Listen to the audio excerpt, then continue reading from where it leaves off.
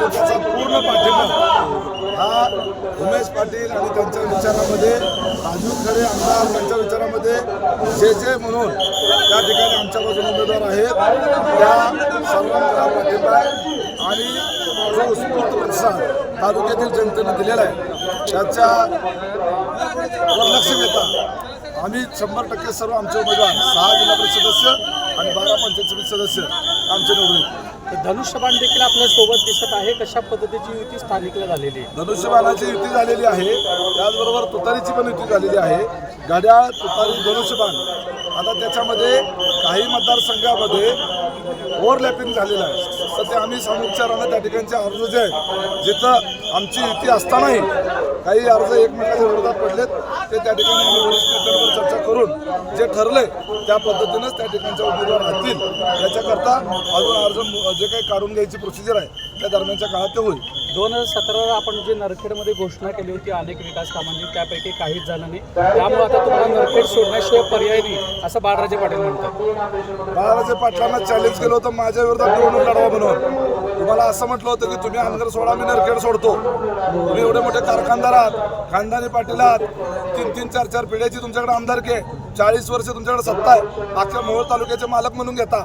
मग मोहोळ तालुक्याच्या दक्षिण भागामध्ये जाऊन माझ्यासारख्या सामान्य शेतकऱ्याच्या मुलाच्या विरोधात निवडणूक लढवण्याचं धाडस तुम्ही दाखवलं नाही. पोरांनी नाही ते नाही, बापांनी तर धाडस दाखवा म्हटलं होतं, बापाने धाडस दाखवलं नाही. याचा अर्थ हे पळपुटे आहेत. हे निवडणूक लढवायला का घाबरतात? कारण यांना माहीत आहे की ते स्वतः जरी माझ्या विरोधात उभारले तरी त्यांचा पराभव होणार आहे आणि त्यामुळं पराभवाला घाबरून त्यांनी उमेदवारी अर्ज माझ्या विरोधात भरलेला नाही. आम्ही संबंध तालुका नजरेसमोर ठेवून काम करतो.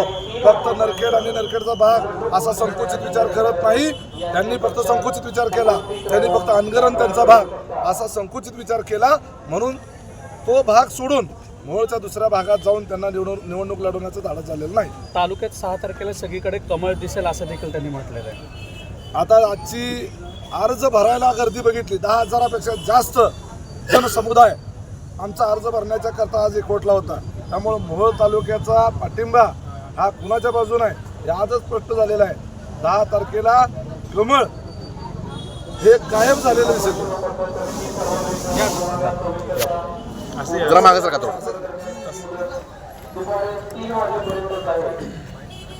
हां रोड आणि खरं तर तालुका स्तराला राष्ट्रवादीशी देखील युती केलेला आहे, काय सांगा? राष्ट्रवादी आणि शिवसेना हे पक्ष जरी असले तरी राजन पाटलाच्या विरोधामध्ये सगळे पक्ष एकत्र आहेत. इथं राजन पाटील वर्सेस सगळे इथं पक्ष नाही आहे. राजन पाटलाच्या विरोधातली सगळी जनता आहे.